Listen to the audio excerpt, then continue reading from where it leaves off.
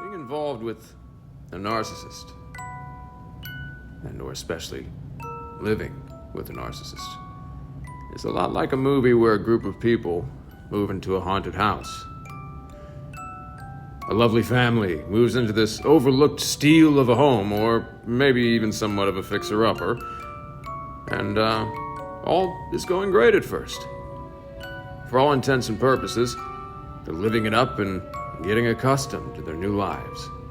Maybe even putting down some roots in their newly found location. But soon after, very strange things begin to happen to the family. Very unusual misfortunes and frightening events seem to befall them, eventually taking a toll on the family, one by one, and especially regarding their mental and emotional well-being. They become isolated, fearful, confused, depressed, perhaps even triangulated against one another to some degree or another. Eventually, the problems become so overwhelming, they can't overlook them anymore. The family tends to begin grasping at straws, trying to come up with some kind of explanation for what has been going on there the entire time.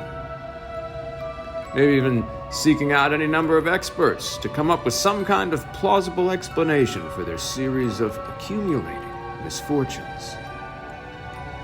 The family may get to a point where they just try to figure out anything and everything they can to cope with these unusual and very disturbing phenomena, trying to get back into some sense of normality. But no matter what they do, they're always sensing something just hovering around on the periphery of awareness, trying to get under their skin in every way, shape, and form that it can, slowly eroding them and pushing them farther and farther to a breaking point, or perhaps a series of breaking points, with every passing encounter. After a while, the poltergeist seems to become more emboldened, possibly from increasing its power as it's been feeding on the collectivized pain, suffering, and misery of the family. It's becoming more arrogant, haughty. The family may begin to reach a point where they begin to consider the unthinkable, which is that, Jesus, maybe their house really is haunted by something malignant and or insidious, no less. And then what are they supposed to do? I mean, really, who's going to believe any of this shit? They're beginning to look and feel crazy. And the poltergeist seems to just love this. Around this time, there may be a scene where one of the family members takes a look upon the house itself with this kind of inquiring look. And the imagery often conveys a feeling as if the house itself is saying, "What? I don't know what you're talking about. You're crazy. I mean, really. I mean, that's the real problem here. I mean, if there even were any kind of problem here, except for all the problems that you and your crazy family have. I mean, it's you. You need help. And I just hope you can get the help you need. And I mean, hell, I'm just a house after all. I'm doing my best to do my thing and keep a roof over the heads of you and your delicious family. I mean, lovely family." The family usually becomes quite desperate at this point because, for any number of reasons, sometimes being the very mysterious misfortunes that have befallen them since they took up residence in the new estate. And as a result, they're basically trapped in there because they have nowhere else to go. They can become desperate to seek out resources from any number of means as a way to be able to at least somewhat safely escape their cumulative predicaments. But, as the stories tend to play out, as the family's torment escalates to its final breaking point, the poltergeist tends to reveal its hollow and disfigured appearance, along with an escalated display of whatever additional poltergeistian tricks it may have up its sleeve. eventually causing the family to run from the home with little more than the clothing on their backs. It's a story we've seen time and again, with any number of variations and pertinent twists in the myth. And like many symbolic stories out there, my goodness, does it have some eerily similar parallels to something a lot closer to many of our own homes. And that's the story of narcissistic abuse, especially in the area where the narcissistic person wreaks their most havoc over time, which is in the area of what is known as ambient abuse. To illustrate a more clinical perspective on how these machinations are achieved and some of the underlying motivations, I'd like to show a clip of a video provided by Dr. Todd Grande, a prolific expert on this topic. And I hope you find his perspectives as enlightening and helpful as I have. We see, and there's really potentially millions of examples of how narcissism expresses in daily life. So, in a sense, and this is a mild form of abuse, but it's kind of abusive because you're hanging around them, right? It's feeling embarrassed. You're feeling embarrassed because of what they're doing, and it's just humiliating because they keep engaging in these behaviors to draw negative attention to themselves, and you're right there. So, a low-grade abuse, because of course you could walk away, you don't have to sit right there, but just because people know you're associated with that person, it's embarrassing, and again, just a really mild form of abuse. I would expect that almost anybody could detect this type of subtle abuse, this type of mild abuse, and make a decision about what they wanted to do. So moving to the second type, this gets much more serious, and this is direct abuse. So this is when somebody yells, screams, says derogatory remarks, insults. This is not subtle. This, of course, has a fairly pronounced overlap with physical abuse. So just like with the exposure abuse, someone who's engaging in direct abuse, this is fairly obvious. Somebody knows when they're being yelled at. Somebody knows when somebody's insulting them. So there's no subtlety here. It's easily detectable, but still, just like the first one, it could be a product of narcissism. Narcissism could be the reason that these types of abuses are occurring. The third type of narcissistic abuse is really the most common. And when people use the term narcissistic abuse, oftentimes this is what they're really talking about. This is the most discussed on YouTube. And this is insidious abuse, manipulation, right? So if we think about the characteristics of narcissism, and we think about what symptoms, what characteristics really lead to abuse. Sense of entitlement, well, I talked about that before, maybe a little bit. Envy, I could see that sometimes. Being arrogant, sometimes. Lying, deceitfulness, again, I think some of the time it could. But a lot of times we're thinking of manipulation. We're talking about manipulating another person, tricking another person, making them feel guilty, all these different things to gain something for some purpose. That's really again, I think, the most discussed type of narcissistic abuse. And we see subtypes under that, right? Like gaslighting, when somebody tries to convince you that you're the problem in a relationship, or that your thinking's not clear, or your memory is fading, or your abilities are fading, or something like that. So really gaslighting is about maintaining power and control. We also see kind of the classic guilt trip, right? We see the wounded hero mentality. So that's when somebody wants you to feel sorry for them, but also be impressed by them at the same time. And a lot of times this isn't discussed, but infidelity, in particular, discovered infidelity.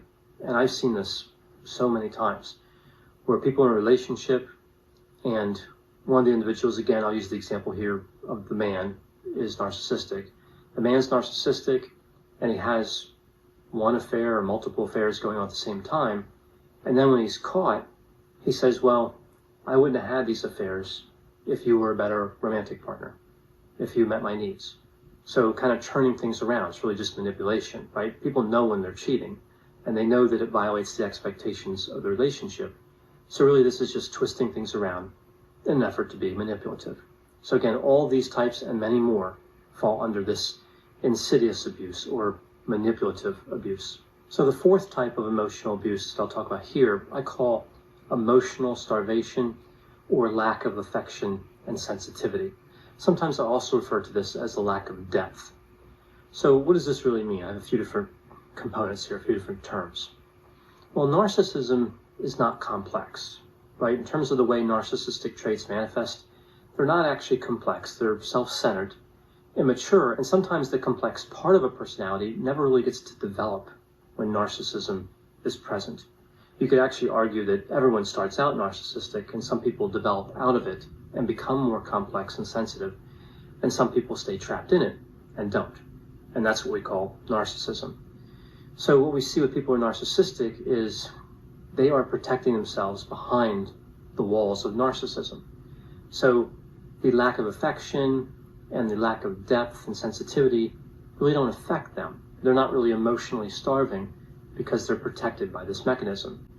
So I think in terms of lack of affection and sensitivity, this comes down to won't and can't, because that's part of the manipulation.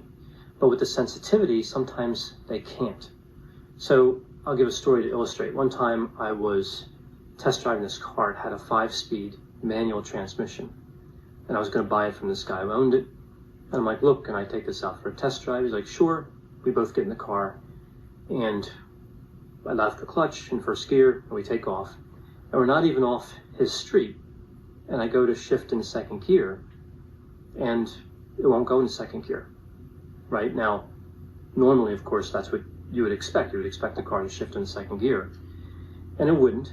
And I looked at him with this expression, I guess, that was saying, I need some sort of explanation. And he said in kind of a philosophical way, there is no second gear. Not, oh, I'm sorry, I forgot to tell you, second gear is broken, but just, there is no second gear. And I didn't buy the car, we turned around, and that was it. But what I always found interesting was the way he said that. Again, just very philosophical. There is no second gear. Like, why would you expect there to be a second gear? There never has been a second gear, right? So I thought that was kind of funny, and that's always kind of stuck with me, and that's what I think of. I think of narcissistic abuse. Now, as far as the motivation is concerned regarding narcissistic abuse, as to many, it's simply unthinkable. And many questions arise, such as how and or why would anyone be driven to do any of these things? To answer that question, I'd like to defer to a diagnosed psychopath, a self-described ultra-narcissist, who goes by the pseudonym H.G. Tudor. He is another prolific resource on this topic. The question may come to mind, why would someone like that go to such lengths in exposing their own machinations?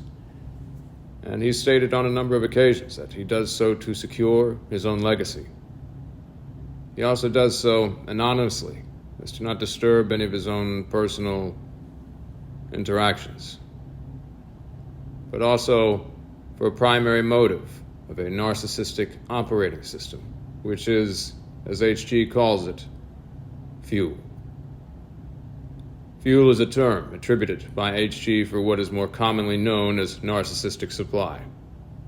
And I'd like to defer to his experience, understanding, and explanation to give you a clearer understanding on that. Fuel is the emotional output of another individual towards a narcissist. It is our lifeblood. Some people call it narcissistic supply. I don't like that term. It's clumsy, inaccurate, and to be frank, takes far too long to type. Utilizing the word supply, she was good supply. No, don't use it. Fuel is far more accurate, far more effective, and conveys precisely what it is to us. If you want to understand what fuel is, you can do no better than read my book, Fuel, which you will find on Amazon. That explains to you what fuel is, how it operates. But here, I'm going to explain to you what fuel feels like to a narcissist. When I look at you, and see the delight cross your face as you spot me across the room. I feel the flame of attention ignite inside me as the first sensation of power booms into life. I have learned that your smile, the widening of your eyes, and your hurrying towards me is indicative of delight and happiness on your part. I feed from this, allowing my eyes to drink in the fuel that emanates from your expressions. I study your reaction to our coupling, noting the detail of the way that you twist your head, the slight flare of your nostrils, the flailing limbs. I watch and I absorb, committing your reaction to my memory as I avail myself of the fuel that you are providing to me. When I stand and stare at you, that baleful glare piercing you from my darkened ink-like eyes, I am savouring your trembling stance. The fear that you are trying to hide cannot be hidden as you clutch at the arm of the chair to steady yourself. I notice this. I see your eyes welling with tears.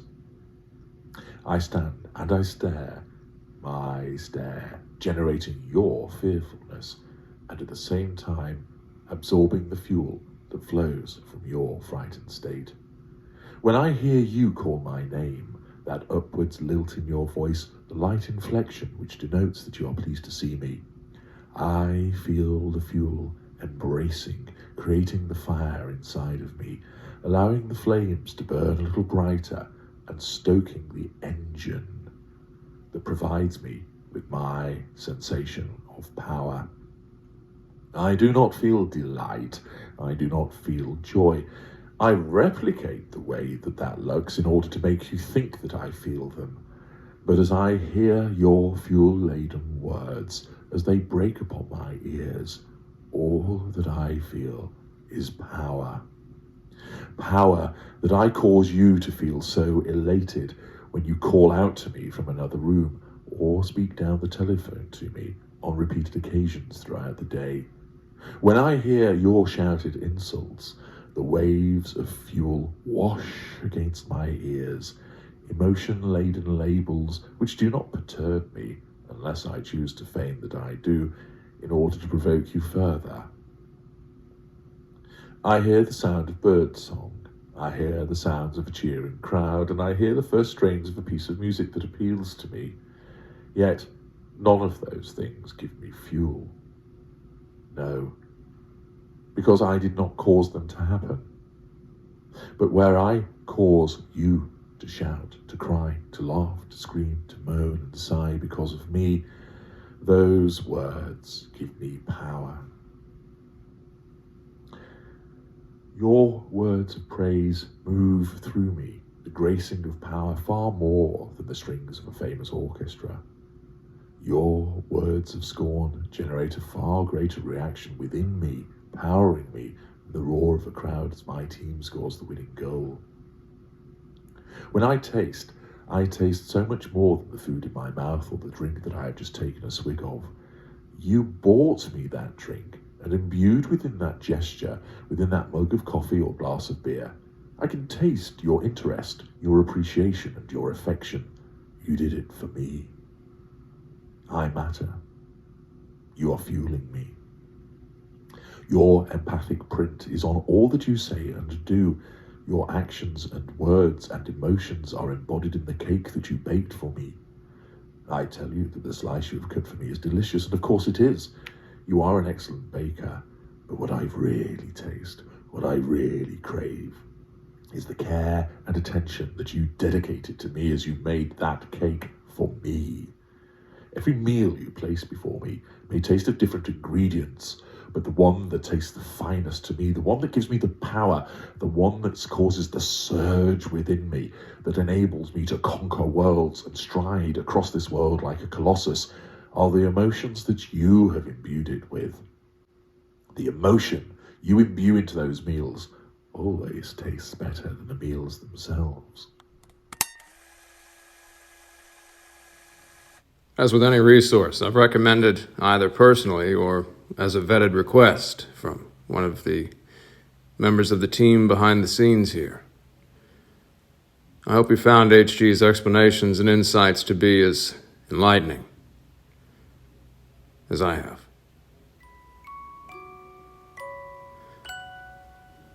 With that, as always, thanks for tuning in. And until next time, hopefully. Thanks for tuning in.